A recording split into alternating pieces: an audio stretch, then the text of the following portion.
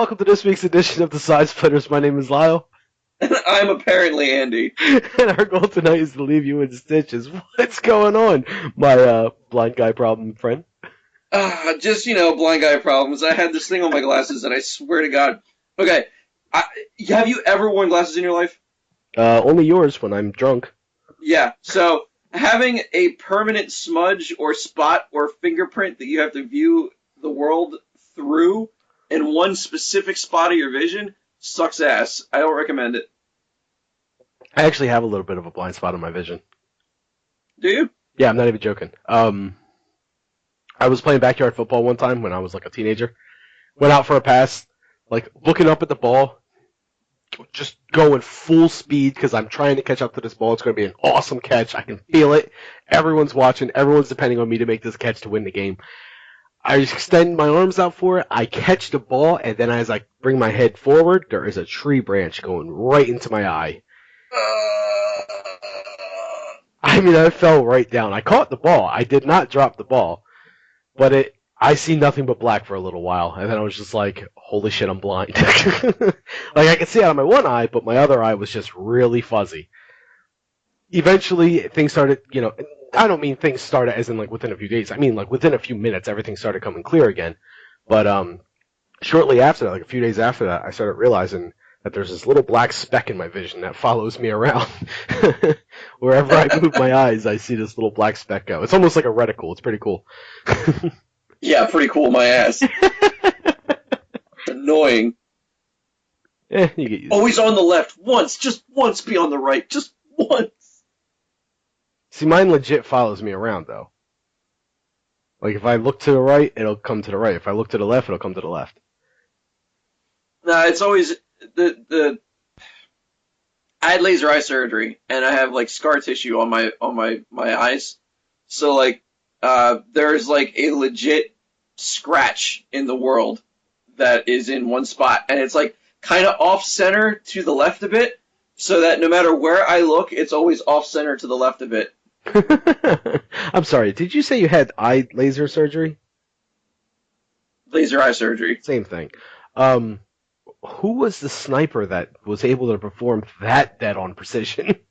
Man, that guy, I wish he had a little bit more precision, because I had to get one in each eye, and then it wasn't deep enough, or the incision wasn't satisfactory enough that I had to go back for two more.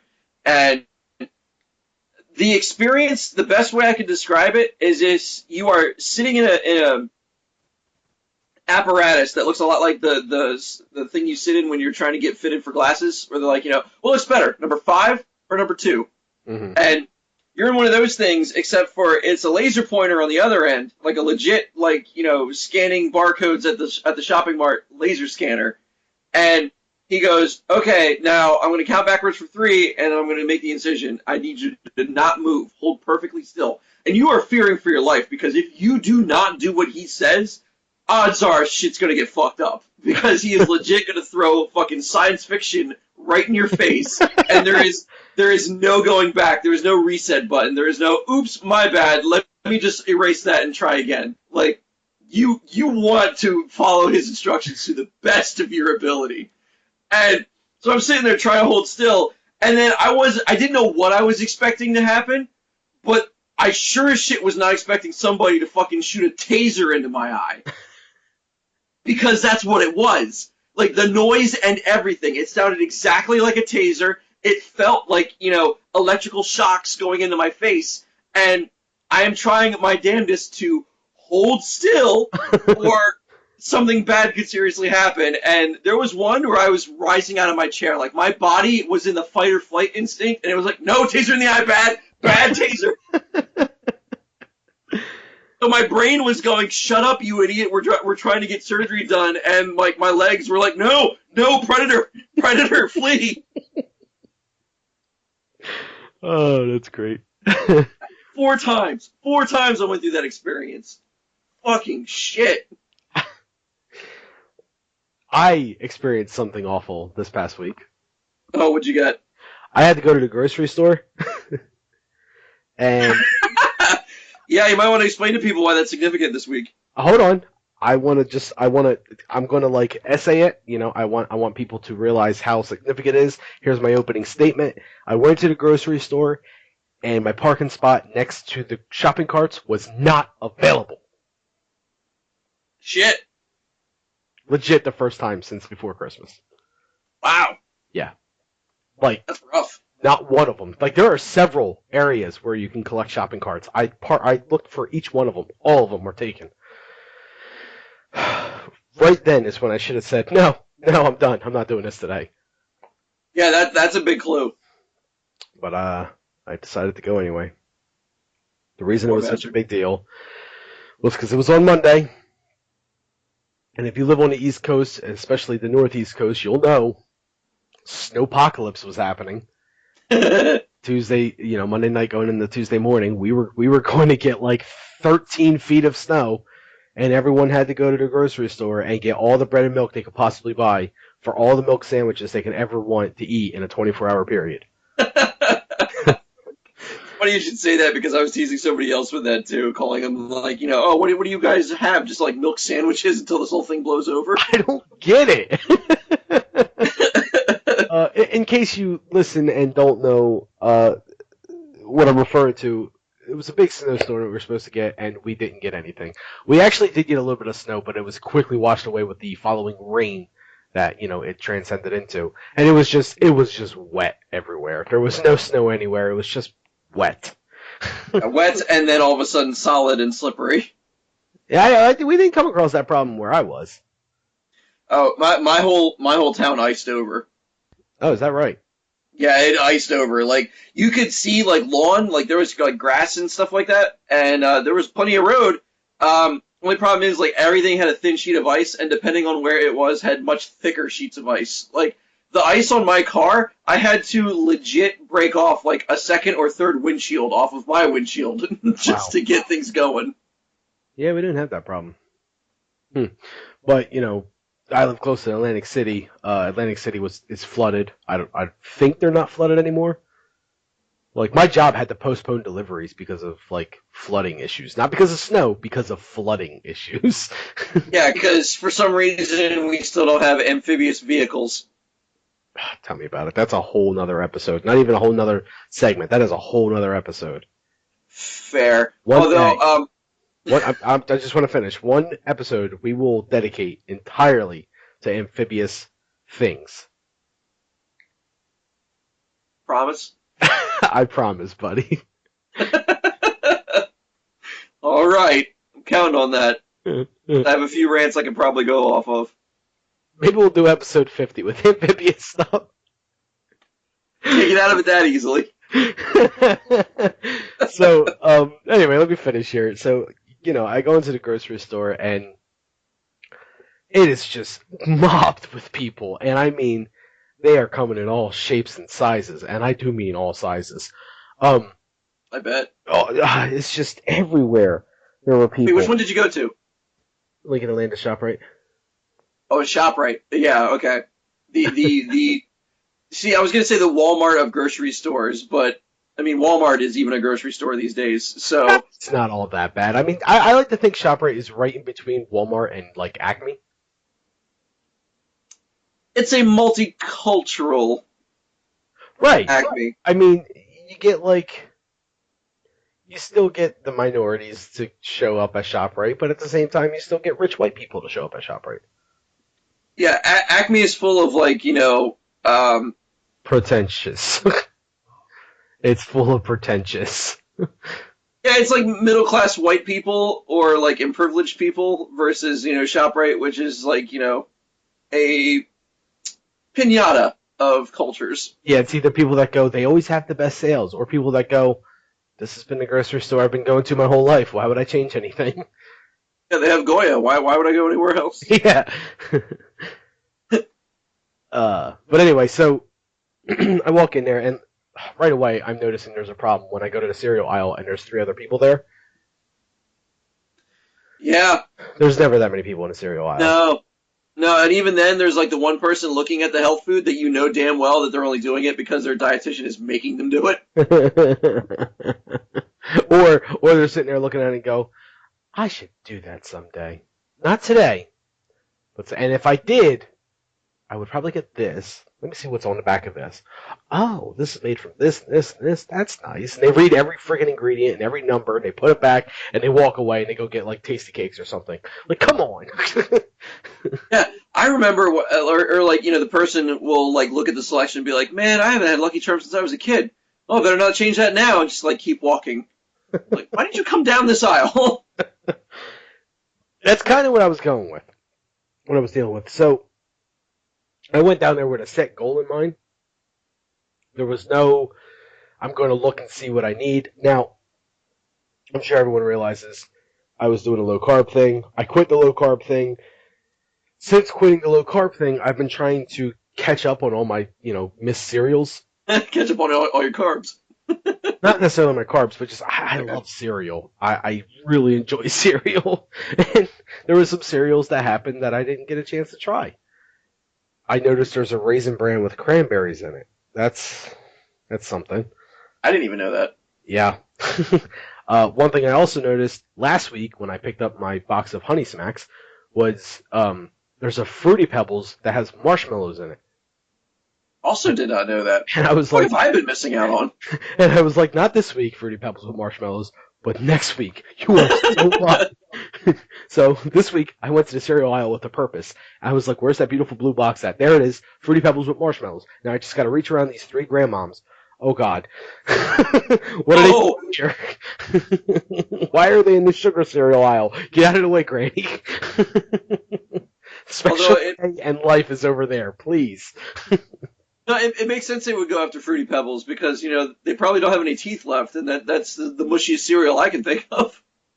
Don't talk shit on Fruity Pebbles, man. All day. All day I will talk shit on Fruity Pebbles. I love Fruity Pebbles.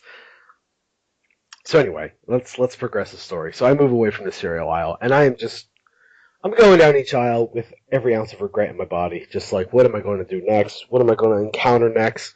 At one point, I stopped to... Now, for those that don't know, I'm not going to the grocery store to get supplies for the, our impending doom that's coming because of snow. I'm going there because it's a Monday, and I go grocery shopping every Monday. So I go to the spaghetti aisle.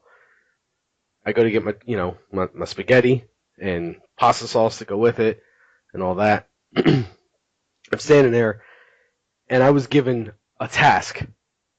Yet again, I went there with a goal in mind. My wife is usually kind of a picky eater. She typically likes certain things, and one of the things that she likes is pasta with plain original pasta sauce.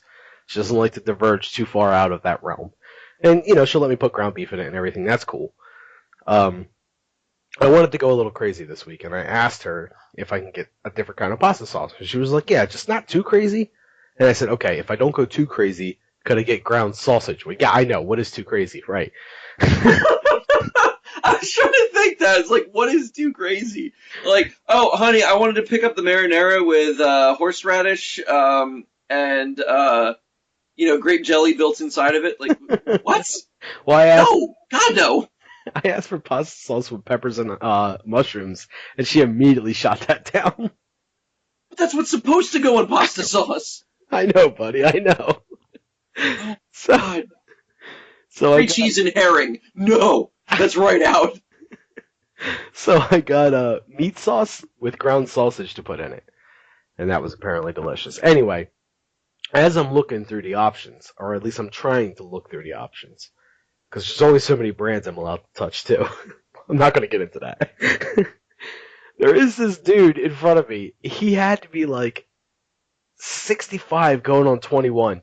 But not a 21 from this day and age, a 21 from his day and age, because he had the hair done up like the Fonz. Oh my God. He had like this big bulky leather jacket like the Fonz. Like, oh my God, he had like these. He looked like a wrestler that's been out of the game for a while, but is trying to get back in shape to try another crack at it. Mickey Rourke, got it. Yes. So, I don't know what he was doing, but he was legitimately, maybe he's got a different kind of sandwich that he enjoys not milk sandwiches, but pasta sauce sandwiches, because he was buying the biggest size containers they had of pasta sauce, and not just one, but he was getting every single one of them off the shelf, and he was taking them one by one and putting them into his cart very gently. So he was taking forever. Wow. I don't know. He had to have at least those big, almost half-gallon sized jars of pasta sauce. Yeah. He had to have gotten at least 6 of them. What? I don't know what he was doing with this stuff. Bathing. That's the only thing I can think of is because, all right, there's the old wives' tale that, if you get sprayed by a skunk, you take a bath in tomato sauce, and it's supposed to get rid of the smell. He didn't stink to me, so I'm like, does he have someone at home that stinks? Yeah, because that's the only thing I can think of is he's trying to fill a kiddie pool with pasta sauce. Is there a fetish out there I'm not aware of? Do we have to do another Reddit roulette? Oh God, no, not now. My heart can't take it. It was driving me crazy. This is what I have to deal with, though. These are not my typical Monday people shoppers. Usually on Mondays, not exactly that I see the same faces every Monday, but I might see a familiar face. Like, oh, I think I've seen this person here before. Okay. I go every Monday, the same time, every week. So, anyway, a lot of people there that I didn't typically see. A lot more people there than what I usually see. Yep. The last aisle in the entire shopping excursion. I've went through many more. I'm not going to bore people with the boring stories of my shopping excursion because there's a lot I could say, but it's a bunch of little shit. Those are the big ones that really stuck out to me. All leading up to the last one. The very last aisle in ShopRite is the bread aisle. Now, at the very end of the bread aisle, there's dairy products. This is essentially the bread and milk aisle. And it never dawned on me until just then that they put the two of them in the same aisle. Because I should have taken a picture and made it our new Facebook profile picture. There was legit 50 freaking people in this damn aisle. Oh my I God. did not know what was going on. I was just like, why? And the worst part about it is, how long do you need to take to pick up a loaf of bread and a gallon of milk? Not long at all. But, see, now everyone has to talk about the impending snowstorm. Oh, well, how much do you think we'll get? Oh, well, do you have enough bread and milk? Should you get eggs, too? Because I'm getting eggs. Should you get eggs? How much snow do you think you get? You think it's just all a bunch of baloney and there's not going to be any snow at all? People! Yeah. What are we here for? Can't you do all this on Facebook? Go home!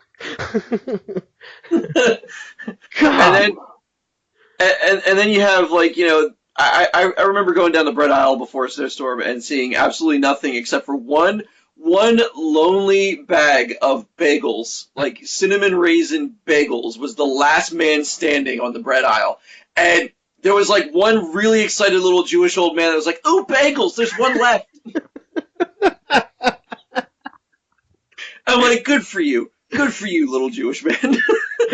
But then he seen it for $4.99. He goes, "God, no!" No, that's 86 cents a bagel. What is this, Saudi Arabia? Oh my God. Oh. And I want to share this with people because I don't know, maybe they haven't heard from a survivor's end of things, but I have to tell you, since I started living on my own, and I've started living on my own from, let me see, the age of 18 onward to now. So what, 60 years ago? Man, it feels like it. I have never once, not once, purchased either milk or bread before a snowstorm, ever, at all, period. And I am still with the world. I'm still here. It is not the end of the world if you do not have milk and bread while there is snow on the ground. There's not some mythological demon that goes door to door checking your grocery inventory to see if you have milk or bread, otherwise you're going to be sacrificed and sent to the great beyond. Can I just... Because you did not get the ritualistic food required to huddle inside of an avalanche house. Can I mention something? Sure. To be fair, you have half the size eyes as we all usually do. You can't see worth a damn. Your glasses are humongous. You have a scratch in your vision, and your hair is gray. So yeah, you survived.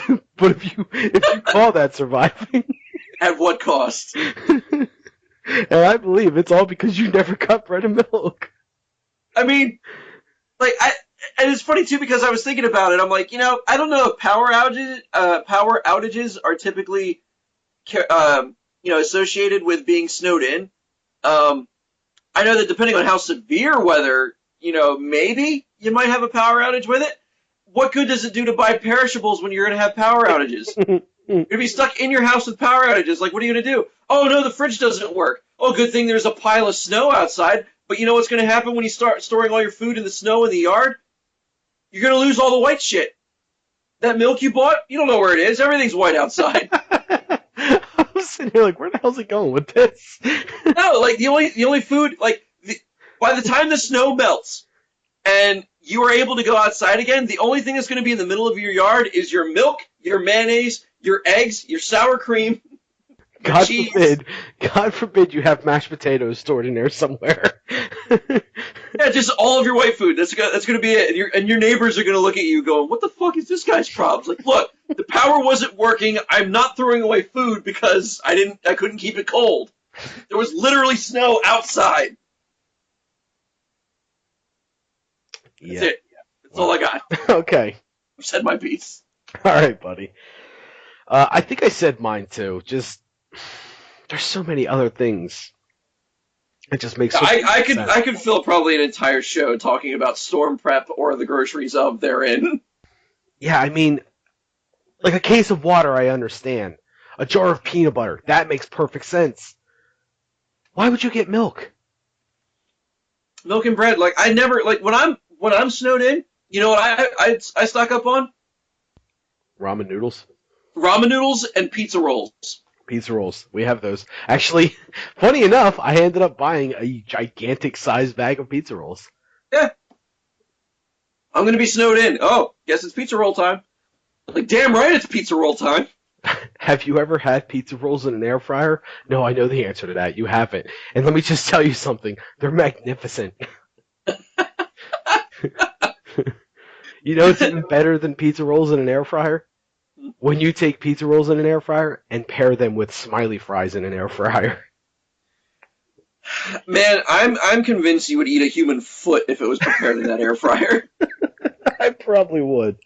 That thing is awesome. Yeah, just here's something else I decided to do too. Because usually when I go to the grocery store, I'm one of those people that go, I'm going to ring myself up because that's just the type of person I am. I don't have time to socialize with the cashier and all that and wait for him to ask me if I have any coupons and for my, rewards member card and all this, that, and the third. So I just go right to the self-checkout line. Boop, boop, boop, boop, boop. I'm good. I'm gone. I'm done. Sometimes you get those people that are just hovering over top of you until you're finished. Yeah. And then there's the self-checkout line that has the conveyor belt that allows you to, have more things than just a few items and bag after you're done paying for it. Well, it's common courtesy that I've noticed in the regulars group of shoppers to let the person finish bagging before you start with your transaction. Yeah. Because you're going to be bringing things up, putting them on a conveyor belt, it's going to get mixed in with that person's stuff. Why would you do that? Yeah. Common sense. Yeah, right. I sometimes get those people doing that to me, where they're just like, you know what? He's done. He's already bagging. Let's start bringing our stuff up. Oh, no, he's going to take our stuff. Well, why did you bring it up, you idiot? Why couldn't you wait 20 seconds? And I'm no slouch when it comes to bagging. I'm pretty quick. They don't care. They don't give a damn. So here's what I did. I was like, these people are not going to know that common courtesy rule. And even if they do know it, they're not going to obey it. They're just not going to abide by it. So I went to a cashier line. And you know what I found? People that are in a rush and just want to get in and get out, quote unquote, go to the self-checkout lines. People that are not in a hurry, they go to the cashier lines. Cashier line had one person in front of me. Yeah. It was magnificent. I was like, oh my god, I think I just cracked the code of shopping. It was wonderful. I'm waiting for that Easy Pass technology on the West Coast to come to the East Coast. Oh, the Amazon stores? No, no, no. The grocery stores that you essentially, it's what you do is you get an Easy Pass on a cart, and you know it keeps track of whatever is in the cart, and when you go through the doors to leave, it charges all that amount out to your Easy Pass. Yeah, there's an Amazon store that does that. Oh, really? Yeah, I think that's what you're referring to. Maybe. I mean, I know it was specifically a grocery store. I didn't know if Amazon had grocery stores. Yeah, it's an Amazon grocery store. Yeah. Oh, okay. Yep. I thought that was a neat concept. I'm like, yeah, next logical step, no checkouts at all. Yeah, it's an awesome concept. Like I cannot wait for that thing to take off because it's going to. Oh yeah. And not to mention, with all the scanning technology that it has to do when you go through the doors, it's going to prevent shoplifting. Yeah. Like, it's just so many reasons why that's the next logical step. What are you going to do? Oh, but it's going to take away our jobs. Yeah, so is fast food workers being replaced by robots. And you know what? I'm not upset by that. If I can go to Wendy's and get an order properly done right, if I can go to Taco Bell and not get 19 gallons of sour cream on my taco because something actually cares to make my taco with, a little bit of passion, I'm okay with that. Replace the snot-nosed, freckled-faced kid that's getting $8.95 an hour with a robot that can make it right every time. Yeah. To the people that always complain that their jobs are being replaced by robots, the only thing that I can ever say to them as a response is, well, build a skill set that's more valuable than, basic retail. Like, have above minimum wage aspirations and skill sets, and you won't worry about your minimum wage job. Yeah, I mean, and even if you want to make the argument, well, that's a good starter job for kids and all this, that, and the third, kids don't care about their jobs. That's the problem. Yeah, not at all. By doing stuff like this, it's hopefully making people realize, maybe if we care about our jobs a little bit more and actually put forth a little bit more effort in what we do, we won't get replaced by robots. People won't even think to replace us with robots. Anyway. Yeah. And then those people grow up to be, 40-year-olds that still live at home, and then society crashes. Yeah. Yeah. Yeah. And, we won't have internet, we won't have anything, society will crash. What will we do? I know, we'll sit around and we'll play Dungeons and Dragons all day. Now. I was wondering how the hell you were going to do that. Oh, man. A friend came to us and was like, I don't know if he was serious or not, but he pretty much just said, you guys should do a podcast about Dungeons and Dragons. I know nothing about it at all. He knows I know nothing about it at all. I think that's why he said do it. So, I'm gonna do it. I know Andy's dabbled before, but me... More than dabbled, sir. I have skinny dipped my balls in that sweet, frothy cream known as Imagination Land, and I have come out on top. All right, before you get too far in, before you take another plunge into the deep end, if I could just relay my Dungeons and Dragons experience, and then by all means. Then I can mute my microphone, completely check out, and wait for the image to stop moving on my screen, and I'll come right back to you. All right, fair. It's predicting football teams all over again. So the only experience with Dungeons and Dragons I have, D&D for the cool kids. When I was a kid, and I mean like 8, 9 years old, ironically enough, with the same friend that knew I didn't know how to ride a bike, he was telling me that his older brother played Dungeons and Dragons, and we should try it sometime. And I'm like, all right, let's do it. So he's like, all right, so first we have to make our characters. So I'm like, okay, we could do that. So we start making our characters using our imagination and all that crap, which is fine. I think the concept's cool as hell now as an adult. As a kid, I did not understand it. Because when I'm trying to say, yeah, let's create a character, I want my guy to be this, this, and this. No, you can't be that. Well, why? Because there's set guidelines to what you could be. But you just told me I'm supposed to use my imagination. Well, yeah, you are, but within the guidelines. Right. I gotcha. So what you're telling me is like, I couldn't even tell. Honestly, 9-year-old me, what I probably wanted to be is one of the members of the Wu-Tang Clan. Just... And when I found out I couldn't be a straight up G, I was upset. And all right. So, not to mention when I finally did pick a class or whatever, and he was just like, "All right, now we got to roll your stats." What the hell does that mean? Well, we gotta figure out what numbers you're going to have to, base your character's strengths and weaknesses off of.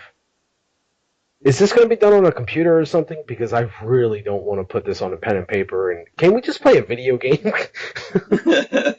So that's about the experience there. Because soon after that, I gave up, and we never actually played. I don't even think we could have played because it was just me and him. We had no dungeon master or anything like that. That was it.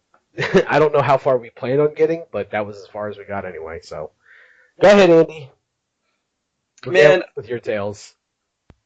all right. So I have done Dungeons and Dragons from one side of, geekdom to the other.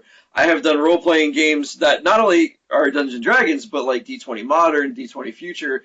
I mean, the D20 system is it's essentially universal. And all sorts of stuff in between, like Cyberpunk. I've done stuff for that. I have done so much freaking pen and paper role playing, and I've got stories that I could tell until the fucking sun comes up, but I'm not going to do that. One of my favorite stories that I love to tell about a D&D experience was what I like to affectionately call the triple apocalypse. And I know you've already checked out, so I'm not even going to bother for your input here. Um, I used to play at a gaming store in New Jersey called Jester's Playhouse, Stop you which right there. sadly is no longer around. Hold on. Notice that I didn't interrupt or say anything when you said I already checked out. Didn't even tell you were right. I was like, yeah, he knows. Stop going. Continue. I thought you chimed in because I mentioned Jester's Playhouse. I'm like, oh, all right. Um, yeah, I grew up gaming in that gaming store. That was my first gaming store experience, and my older brother worked there for a period of years. So during the summertime when I was out of school, I would stay with him and his first wife in Egg Harbor Township, and I would just go with him to work and just hang out at a gaming store all day long. And because that's every kid's dream. And I'm totally glad that I didn't end up being a gaming store troll when I grew up.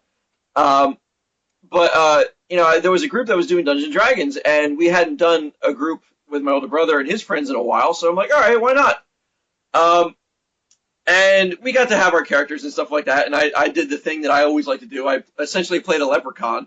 It was like a gnome illusionist, make illusion magic, and I had a little bag of holding, which is this tiny pouch that could literally hold anything. You could put whatever you want in there. And we ended up going through this dungeon, and we found these mushrooms. And these mushrooms were magical mushrooms. We didn't know what their property was. They were just magical. So we needed to get through a door at one point. And the door was blocked by holy magic or whatever it was. And we were like, all right, does anybody have any solutions? And one person came up with a brilliant idea of, well, magical things explode, right? They're volatile because... Hold on. If I could just take a guess at what you guys did real quick, because I feel like this would be fun. Okay. Did you carve a key out of the mushrooms? No. I'm lost. I give up. Continue. Okay. So he brought it up that like things that are magical are volatile. Like they are uber explosive, like nitroglycerin, because they have magical properties. Magic is unstable. So why not? We'll get through the door by blowing it open. We will plant a bunch of mushrooms at the base of the door, light them on fire, and then blow the damn door. And we had enough people in the group that decided, that's a great idea. Let's do that. Put a bunch of mushrooms around, and the DM asks us, how many mushrooms did you use? Oh, we used, I forget, but it seemed excessive. And he's like, okay, who's lighting this bad boy? He's like, oh, I am. All right. Roll dice to see if you light a mushroom on fire. Man, I have never felt so right that sentence needed to be said. Roll a dice to see if you successfully light a mushroom on fire. God, I love role-playing games. So, succeeded, and, he was like, well, you did blow it up, but you blew it up a little bit too much. and we had the gaming board in the middle with like the map and all the character pieces on it, and everything was laid out. And he's like, it explodes. It explodes in, this radius, which pretty much covered the entire team down the corridors of this, underground dungeon. And he's like, congratulations, you blew up the party. Like, what? He's like, yeah, you blew up the party. And, the door doesn't even budge. Oh, come on, there's got to be some way out of this. Does anybody have, like, we all fail our saving throws, we just die in a mushroom explosion at the bottom of nowhere. And, the one cleric of the group is like, well, all right, can I pray to my god that, they'll contain the explosion? And the DM is like, all right, I didn't want us to lose progress and everybody die at this point in the campaign, so yes, all right. You pray to your deity, and these translucent giant blue hands come down and they cup over the explosion. So it only encompasses this small radius, which will only get like 2 of you. Like, oh, all right, that seems more fair. Both fail our saving throws. Well, when you know it, one of us was carrying a shit ton more of those magical mushrooms that was caught in the blast radius. So when that person blew up, it started, Mushroom-ageddon again. We're just, all right, now he became the focal point of the explosion, and it went out again, encompassing the entire labyrinth. And we're like, fuck, man, what the hell? And, we're all dead again. And then somebody got the idea of, all right, well, no, we're not dead. Instead, what's going to happen is I'm just going to turn, the bag of holding inside out, and it's going to absorb a bunch of the explosion. That way we don't have to worry about deities or anything like that, and everybody lives. Good in theory, except for within the blast radius of that smaller explosion was the damn mushroom patch where we got the shit in the first place. So then those lit on fire and blew everybody up again. And at that point, after 3 Armageddon explosions from magical mushrooms, the DM was like, no, it's faded at this point. I tried everything in my power to make you idiots not die from exploding mushrooms. And, FYI, the only thing you had to do at the door to get it to open was say please. And now you're all dead because somebody wanted to light some magical mushrooms on fire. So, good on you. You guys are pieces of shit. See you next week. That's it. Oh, he's done! Ladies and gentlemen, Andy's D&D experience. Now, I want to point out something. The triple Armageddon, yes. I want to point out something. That entire story, every listener of the Christmas episode is just like, he's going to do the voice. At some point he's doing the voice. Why hasn't he done the voice yet? You gotta give him something.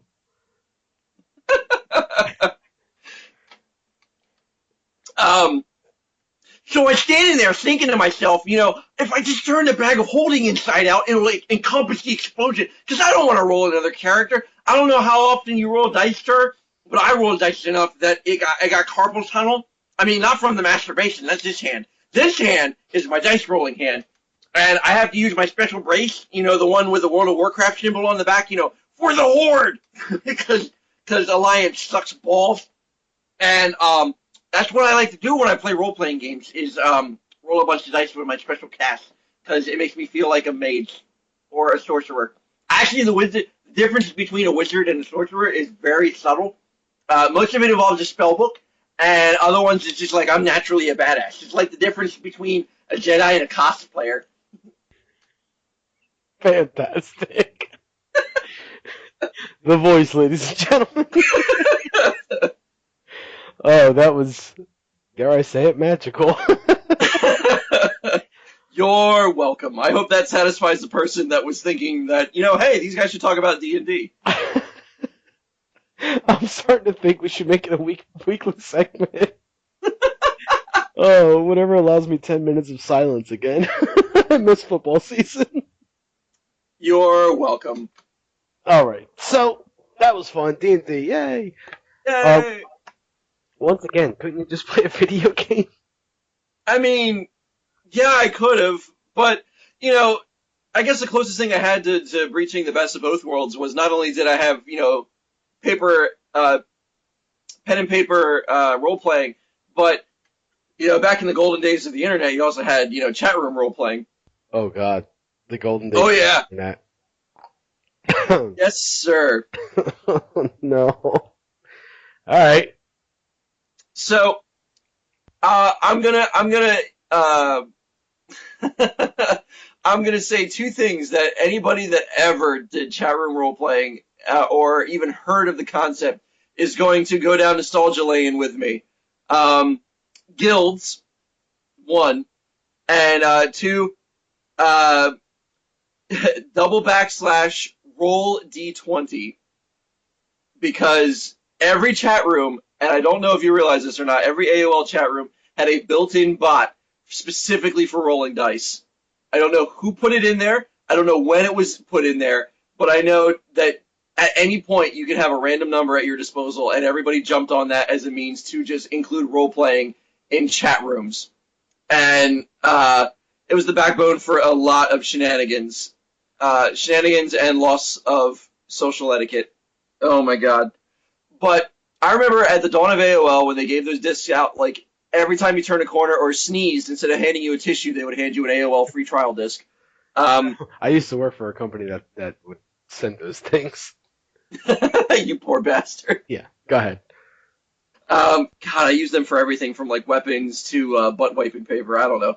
But the going into the chat role playing, like there was loose, like it was loose about what was considered actual role playing. It was more along the lines of just typing shit in character, and there were some loose rules about how you could advance in level or what that actually meant, or guild status. A lot of it was guild status. You had to have a group of people get together, and they had to agree that you were either grunt, a lieutenant, a guild master, or whatever. Um, and then there were other little nuanced rules in it too. But like I remember being like 12 or 13 years old, and I had one username, and I remember it too. It was Armor Dragon, was what I went by, and my character was just a dragon that wore armor. And you think this, like, why would a dragon need to wear armor? Dragon skills are always better, so tough, like, you know.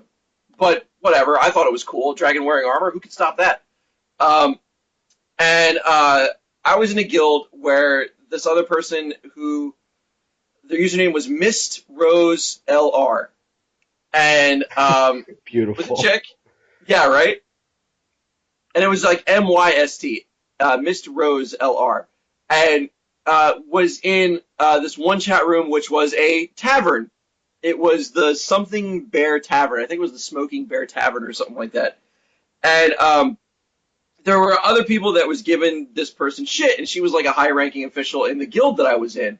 And I was like, you don't come into this bar talking shit on, my guild master over here, A and like lady. she's my lady, and she's a chick on top of that. Which at the time, you took everything at face value. Like there was no reason to not think she was a chick. I mean, it was the internet. Why would anybody lie about that?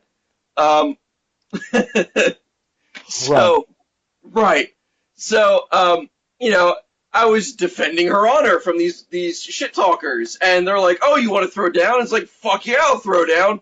And slash slash roll D20, got my 17, kicked their asses, and then sent them packing. And then Miss Rose wanted to talk to me in a private chat to thank me for defending her honor Can I and stop you everything for like that. 2 seconds? Just 2 seconds, please. You're, first of all, going way too fast for any of us.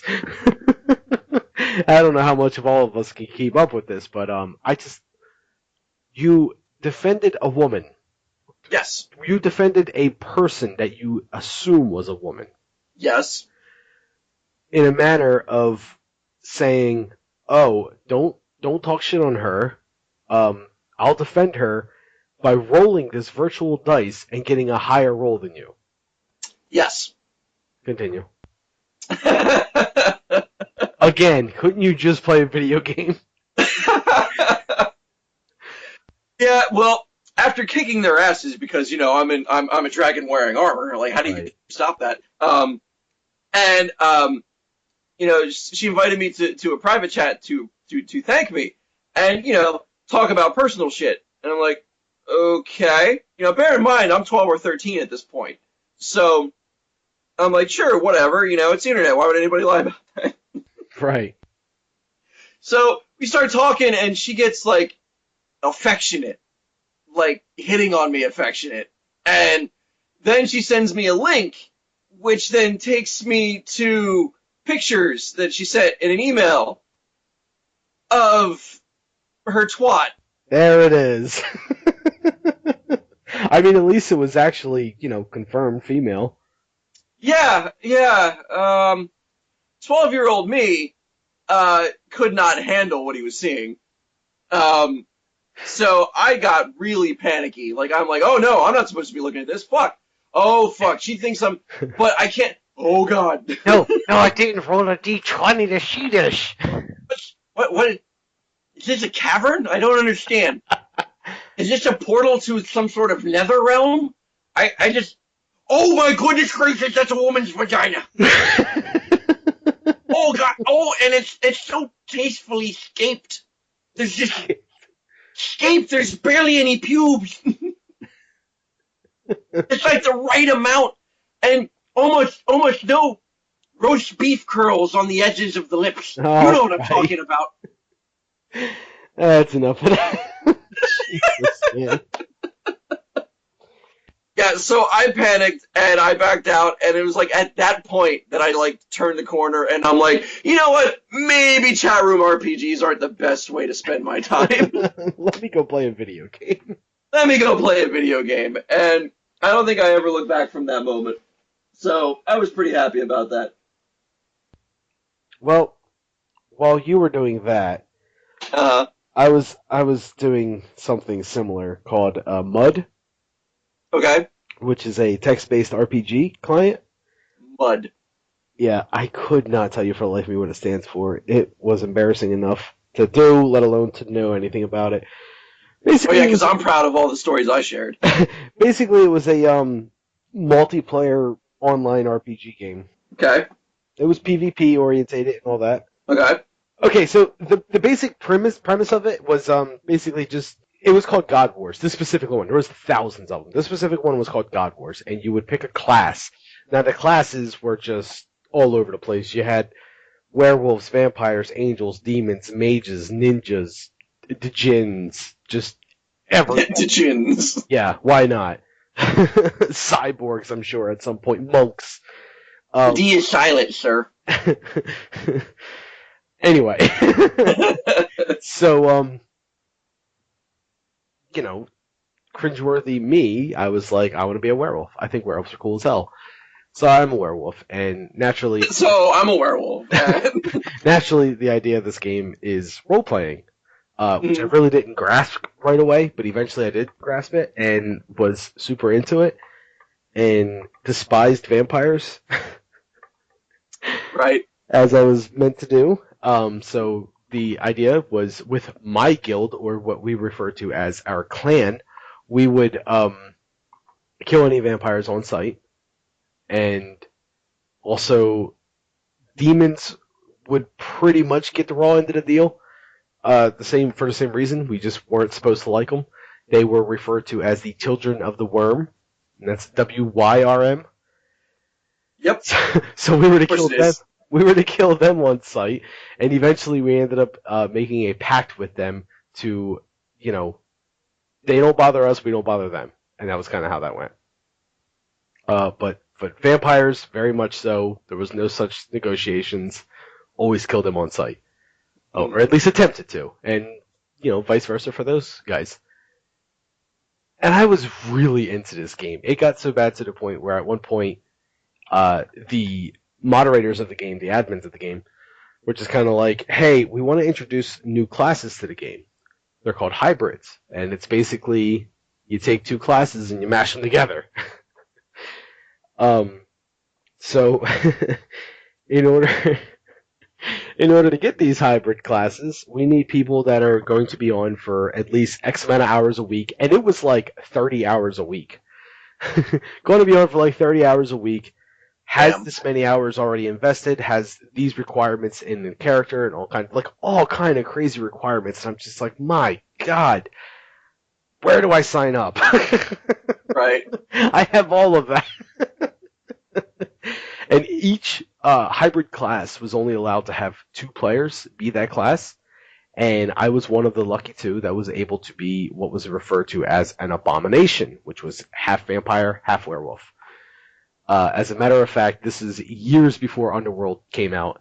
About to say, And I was going to make the Underworld connection. yeah, years before it, and when Underworld did eventually come out, one of the things that the main vampire guy in that movie, I forget the actor's name, but one of the things he uttered when first learning of the plan to create a half vampire, half werewolf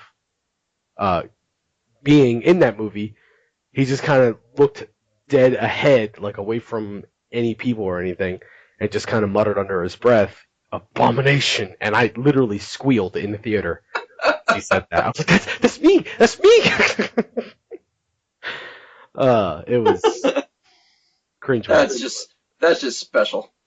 Absolutely cringeworthy. So that's what I got. Yeah, so I played that for years. I mean, there was a point where I was waking up early for school. Like, I would wake up 2 hours early for school so I can get ready for school and then play until I had to go catch the bus. That's insane. Yeah. Yeah. See, I played when I got home from school to the point where there were times where I would get home from school, I wouldn't even do my homework. I would just hop on the computer because it took like, half hour to connect. Dial up. Right. But yeah, that's what I used to do. Not to cut you off, but I used to go and connect, and then just go get ready for school. They come back, it was usually connected. If you come back and like there's an error or something like that early on in the connection process, it never got connected. Now you have to wait. You have to sit there and you have to wait for it to connect. And there is never a longer time that it takes to connect than when you have an error and you have to wait for it to reconnect. Yep. Yeah, because it would keep trying too. Like it would recycle that damn noise over and over and over again until it finally got something that stuck. That noise triggers me. I'm glad it's not so common around anymore, but I always love seeing reaction videos of like, showing like teenagers or younger kids like what the dial-up noise was, and they're like, what the hell is that? That's what we had to live with anytime we wanted to look at a nipple. And just a nipple too, because, we didn't get videos or anything like that. We were lucky to get thumbnails. Yep.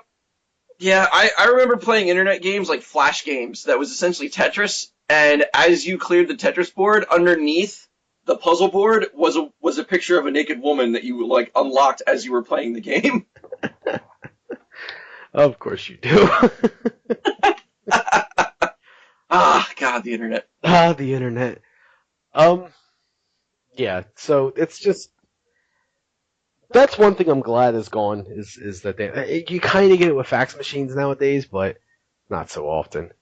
Nah. But if there's one thing I say we should bring back, whatever happened to telegrams? They went the way of the Pony Express, sir. Why? I don't really know. I think that people... Like, I'm sorry. Go ahead. Continue. No, I was thinking that people kind of get, like, nervous when somebody just shows up to the door and be like, yeah, I've got a message for you, because, I mean, too many times it's on behalf of, like, an extortionist, or mob connections, or Jehovah's Witnesses. Like, nobody wants to hear that. I mean, what a better way to deliver bad news, though? Like, what if you got fired or something like that, and instead of your boss just telling you, hey, pack up your shit, you're done, he sends you home like any normal day, and then later that night, like right around 6, 7 o'clock, he's not rude, he doesn't want to do it during dinner, so he waits till after dinner, 7 o'clock, 7:30, there's a gentleman ringing the bell out at your door, you open the door, and it's just some guy singing, "You're fired, stop, you're fired, stop. You're not working here anymore. Stop." Like, I wouldn't be so upset. Although that does prompt a lot of people to shoot the messenger. Like, could you imagine that? Like, the guy would just be like, oh, fuck off, dude. Like, don't blame me for your incompetence. Stop. If you were any better at your job, then you would still have it. Stop. hope, hope the robot does a better job. Stop. Ooh. Or, you can answer your door and there's like, a guy like dressed in black with his hat off and he's just like, you know, we regret to inform you, stop, that your brother passed away, stop. Jesus. He left you nothing in the will, stop. But you still have to pay for the funeral, stop. My condolences. He just puts his hat on and turns around and goes, oh, fantastic. If they were still a thing, I'd hate to say it, but I think you might have had yourself a career path there, Andy. I probably would have had that as like a first job, and I would have been like maybe locally famous, but not like, internet famous. Who knows? You think they would have gotten? I mean, here's an idea. What if we brought telegrams back with robots? Like if we made robots do it. So what if they shoot to messenger? Big deal. It's a robot, and we could sue them to pay for our damaged items. Right. Yeah, because, drone technology is doing a lot of wonderful things these days. It could just be like a drone with like a recording on it. Yeah, exactly. I can totally see that. I think we might be onto something here, Andy. You could just send an MP3 file through an email. Yeah, and you could also just listen to an MP3 instead of a vinyl disc. There's no replacing vinyl. Just like there's no replacing telegrams. I'm telling you, we're onto something here. This is copywritten, folks. This is the side support me and Andy. I'm saying it right here. Oh man, I don't know. Like, do you have a drone? I mean, not yet, but I also didn't have this idea until today. Fair. Always with your get-rich-quick schemes, I swear.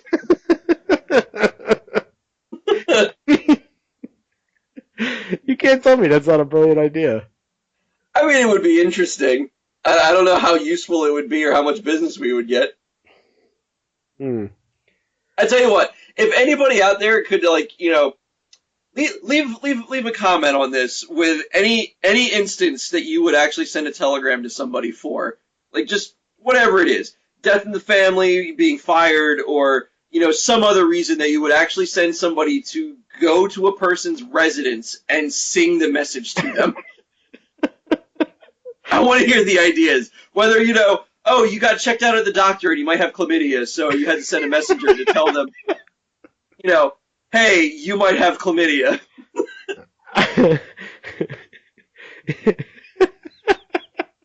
Can you pick the genre of music it's in?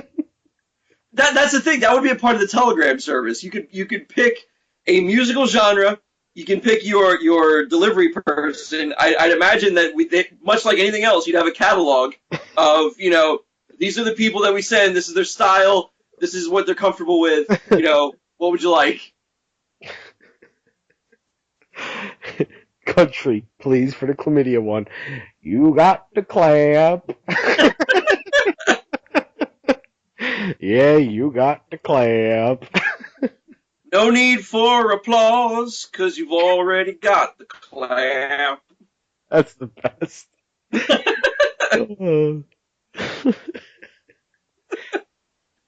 I think it could be done. I'll tell you what, I'll take it a step further. Leave a comment on this episode on the Facebook page, or, figure out a way how to make comments. I've heard that people are having issues with leaving comments on our podcast page. Really? Just to be on the safe side, leave a comment on the Facebook page. Just comment on the post that this is posted to. And give us the idea you would want for a telegram. Give us the message, and we'll do it next week on the episode. And if it takes off enough, maybe we'll start doing it every week. At the end of every week, we'll just have a telegram at the ready for you. You could send it to someone as a form of recording. That's an idea. Why can't we send? Okay, so maybe we can't send a drone to someone's house. Maybe that might be a little excessive. But what if someone wanted to say something in words that they felt like they couldn't say themselves, or they wanted to sing something to someone in words that they couldn't sing themselves? So they hired people to record the song of the message they wrote, and then those people emailed, the customer that message, and then that customer can then send that MP3 file to whoever he wants, so that that message could be sung. Oh man, okay, so I got cross-eyed. I'm sure it makes sense in your head, but you lost me there. Basically, I want to make the same service we've been talking about, but instead of drones, it's going to be done in MP3 form over an email. Didn't I just say that? Yes, but it's different. The difference is, I mean, you said exactly that, but the difference is, say for example, you wanted to send Fresco a telegram, right? And you would use my service, our service, to do so. You would contact me and be like, hey, I want to tell him, I can't wait to see you on episode 40. And, could you put that in a song? And I would just, write out the lyrics for can't wait to see you on episode 40. That would be the lyrics, or whatever else you wanted me to say. And I would sing that, and I would record it, and then I would send it back to you, and you can send it to him via email. So it's me singing your message. Okay, I get you now. So it's a telegram, but it's an e-telegram. We'll call it egram. An e-gram. Okay. E-grams, why not? Singing e-grams. I like it. Anyway, shall we do clickbait news and finish out this episode? I would love nothing more than to hear how many Florida stories you have. 0. 0. I made it a point to keep it an all 0 Florida clickbait news. You are shitting me. I'm not. Man, it's hard for me to imagine that weird absurdity happening anywhere else in the world. Now, I kept it all in the United States, mind you, but, I was going to say Europe. Florida. Nope, 0 Florida, all United States. I made it a point to keep it in the United States. Can I guess one of the states? Sure. Oregon. No. Damn. Alright, never mind. Why Oregon? Why not? I don't know. Well, alright then. Alright. Alright. I don't know how to argue that. Wouldn't know how. So, alright. Do we want to, I'll tell you what. I'll tell you the 3 areas, and you can tell me which one you want to go to first. Okay. We got Las Vegas / Hawaii. Don't question it. Okay. Mississippi. Uh-huh. Or Ohio. Ooh. Actually, the Las Vegas / Hawaii, because that one made me raise my eyebrow the highest. Okay. Can you tell me why the flight connecting Las Vegas to Hawaii was... It was a Hawaii-bound flight leaving Las Vegas, arriving to Hawaii. Why did it, why did it get diverted and have to turn around? It got turned around because... It was one single man. What did he do? Oh. He had a bottle of shampoo on him. No. Hawaii-bound flight diverted after man gets upset over cost of blanket.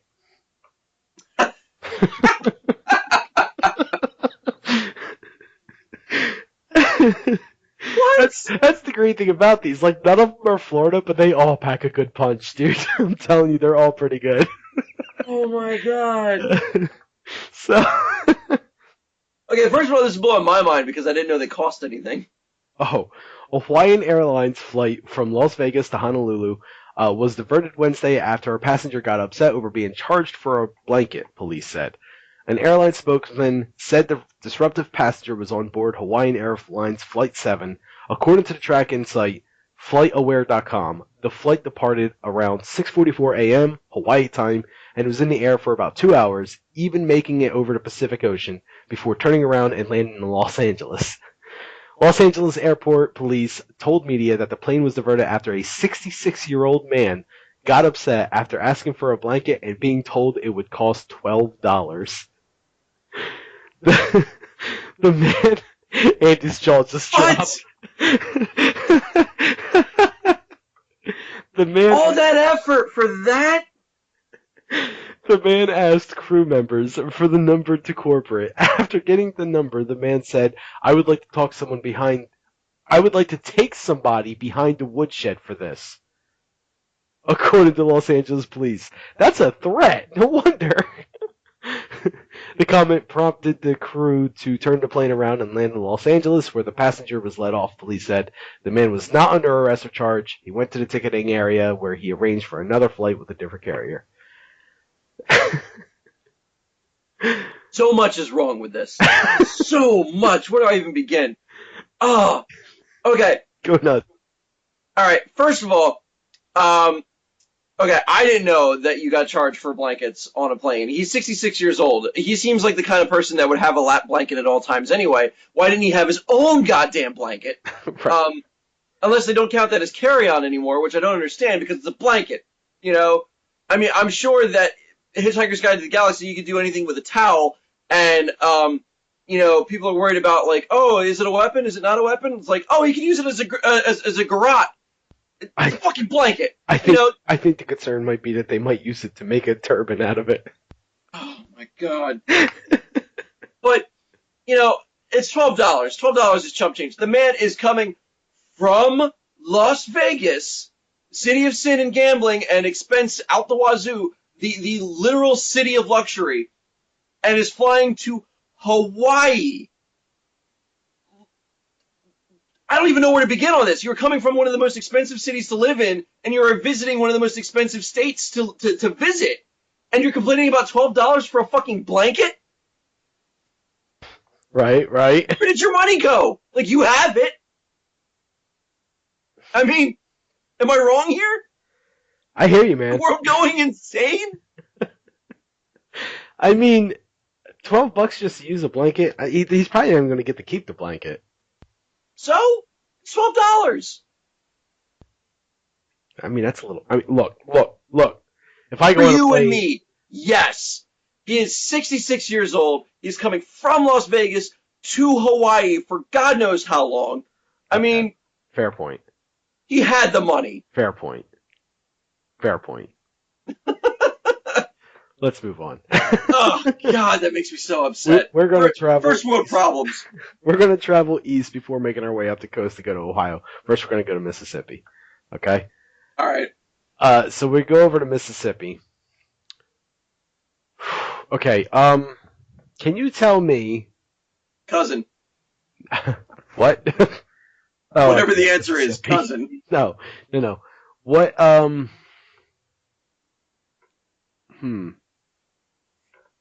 what the kid did in the middle of a weather forecast on the news? Like, meteorologist was given the weather forecast, kid comes on screen, what does he do? He makes a blowjob gesture. A kid? Yes! Okay, no. It's an 8-year-old child. Same answer. He farted on the meteorologist. Way better. Oh my god, even kids are trolling. Listen to this. Meteorologist Patrick Ellis, who was reporting on the weather on WLBT in Mississippi on Saturday, when an 8-year-old boy named Houston, the son of a lawyer with a segment on the channel, ran in front of the camera to share his own version of the forecast. I don't know what's going on, but Zane doesn't know, whatever that means. Are you sure? Are you crazy sure? The boy said before flapping his arms like a chicken and pretending to fart on Ellis. Okay. So the boy was speaking in tongues. Okay.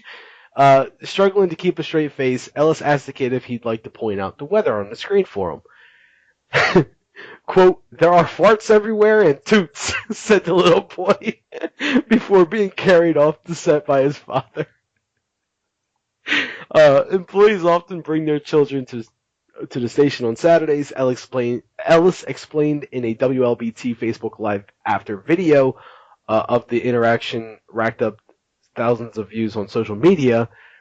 This Saturday was a little different, said Ellis. This Saturday, our friend Houston decided he wanted to be on television. Okay. Right. First of all, whip that kid's ass. I mean, he's so worried about what comes out of it, he needs to have something go in it. I mean, and I don't mean a penis. I mean a belt. If I'm the father, I see that. But because I'm not the father, I'm like, that kid's the awesomest kid I've ever seen in my life. Oh my god. Just straight up goes on to the weather forecast. And any other kid would be like, yeah, I want to play with the big giant computer screen. I want to be able to point out the weather. The meteorologist was good. He was just like, hey kid, you want to do the one thing that every kid dreams of and play with the weather screen? He's got to say yes, right? Nope, there's farts everywhere. Look at this. Farts and toots everywhere. And like that kind of behavior is going to get praised on social media. That kid's going to get a big head and he's going to think that's the way to go. And the sad part is that he's probably right. Stop being old, Andy. No, I will not be old. Damn it. Where's my blanket? Hey, did you pay for that blanket? No, damn it, it's mine. I brought it with me. You want to go behind the woodshed for that? Okay, you want to go behind the woodshed? Which is another thing. That is not a legitimate threat. That is an expression. I never heard that before. You've never heard that before? No. I'll take you to the woodshed? I'm assuming it's to shoot them or chop them up? No, you take somebody to the woodshed to spank them. Why? What do you mean, why? That's what you do in a woodshed. That's what you do in a woodshed? Yes. Not chop wood? No. It's where you store the wood after it's chopped. Okay. But you also discipline your kid behind closed doors that doesn't disturb the rest of the family or the neighbors. See, I thought behind the woodshed would refer to that's where you're taking Old Yeller to put a bullet in between his eyes when it's his time to go. No. That's kind of the vibe I was getting from that expression, which is why I thought of it. I mean, it's still a threat if you're taking him there to spank him. He's 66. What the hell is he going to spank? Anyway, I want to go to the next story because it's by far my favorite one. Okay, good, because so far that plain one's got me stuck on it. Like, I feel like I have to justify so damn much. Oh, wait till you hear this one. Okay. This one isn't even like... It's crazy because as good as it is, for me at least, I don't know, this one just caught my eye so much. As good as it is, it's not even anything like... It's not even anything bad. It's not something that's going to make you angry, I promise. I will try my damnedest to get angry. It's in Ohio, okay? Ohio. Quick, simple answer. What mystery is,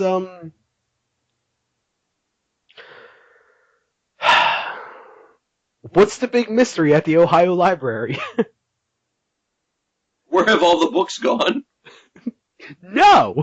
The books are there. But where are all these steak sauce bottles coming from? What? You sure that isn't Florida? No, it's Ohio. The headline, the steak sauce bottle mystery unfolding at an Ohio library. Okay. Got my attention. Right? Small town newspaper photography can be a... Is this the beginning? Yeah, okay. How long is this? Because this seems like it's going to be long. Okay, not long. Okay. Small town newspaper photography can be a thankless task, a never-ending parade of firefighter photo ops, the occasional crime scene, and yes, parades. But Bruce Bishop, the photo chief at Elrya, Ohio's Chronicle Telegram, brought his A game when tasked with providing art for a story on what the paper says is a, quote, real whodunit. The mysterious placement of steak sauce bottles throughout the Avon Lake Public Library. I gotta pull this picture up for you real quick. Bear with Oh me. man. Here's the woman in all the steak sauce bottles. Just Okay. Yeah. Steak sauce bottles. yep. So it says There is. Bishop could have taken that photo anywhere in the library. Only a pro chooses to stage it with the library's mystery section subtly showing in the background. But a great story calls for great art, and the Chronicle Telegram was on to a great story. Someone, the paper reported Friday, has been hiding A1 bottles on bookshelves since January. 28 of the bottles had appeared, providing the library staff with a small collection and an enduring riddle. No culprit has been found, despite the efforts of library staff, who told the Chronicle Telegram they even drew up a map, like detectives hunting a serial killer, to see if any patterns emerged. No patterns did, though the nonfiction section, the paper reported, appeared to be the most popular hiding spot. On Tuesday, a library spokeswoman told Atlas Obscura that 2 more bottles had been found since the Chronicle Telegram story, but despite the publicity, there had been no more new clues uncovered, nor a culprit. For now, then, the mystery lives on, though if you have any theories, the library is interested in hearing them. And then it gives the address for it. That's funny. Hiding steak bottles in a library. A1 steak bottles and A1 steak sauce bottles.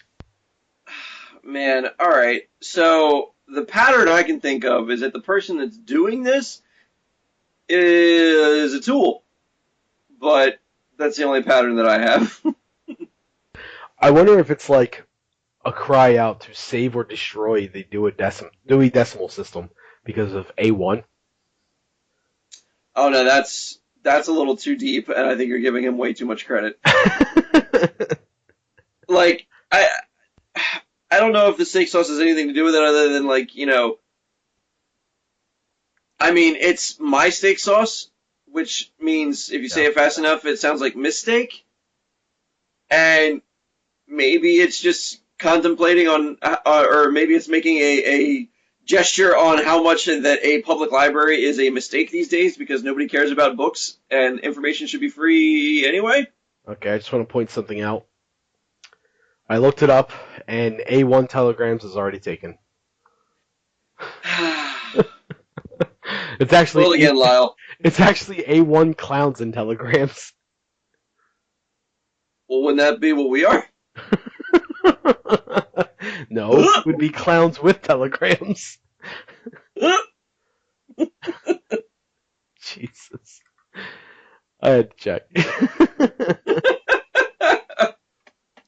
Just came to tell you your refrigerator's running. Alright. I told you the last one wouldn't get you angry. No, it didn't get me angry. I'm just like, it's like X-Files, but it's like A1 files. It's like X-Files, but nobody cares. Yeah, it's like X-Files. I didn't care about X-Files. I didn't either.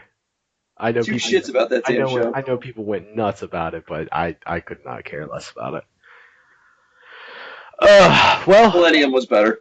Well, good friend, we get to that point that we all love, where we have to name this bad boy. So many choices. You have one? I have none. None? None, except for A1 telegrams. No, so the first one off the top of my head is milk sandwiches. Oh, well, okay. All right. What else you got? All right, so I got milk sandwiches. I got A1 D20. I was gonna say. Oh, something involving a saving throw. Oh, freaking critical fail. I mean, I don't really get the. No. How about that? Just no. Fine. Just no. Stranger taser. That's a good one. Can we somehow incorporate farts into weather? Because, snow, and then the little boy farting all over the weather forecast. Oh man, mostly lame with a chance of farts. That's pretty lame.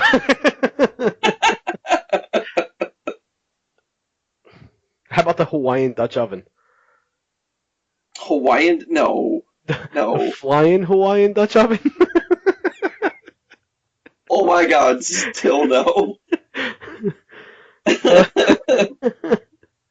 What? He was under a blanket and well, okay, the overpriced flying Hawaiian Dutch oven. How about D&D's nuts? Jeez.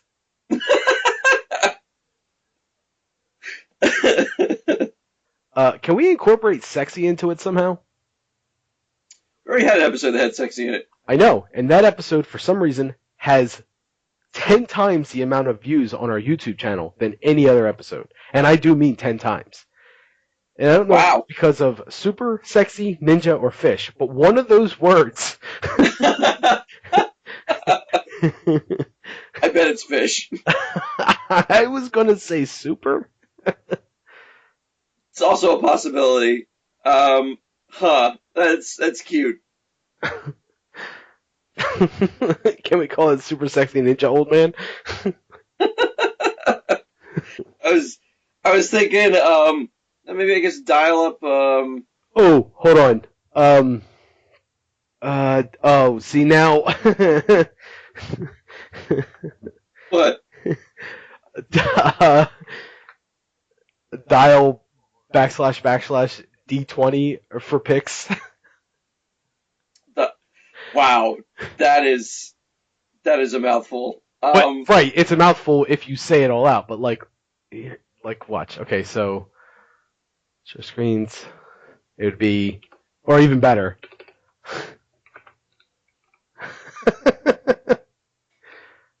Yeah. And to go with the theme of nerding. Oh man, no, the Y's too much. Yeah. Okay. Y is definitely too much. DIAL, yeah, there you go. I like. Hold on. I actually kind of like D20 Crotch Shots. Oh my God! Yes. That's it. That's it. D20 Crotch Shots. That's a good one. That's the name of the episode this week. Oh God, 100%. We are on 32, so that will do it for episode 32 of the Side Splitters. D20 Crotch Shots. My name is Lyle. And I'm Andy. Have a good week, everyone. Signing off.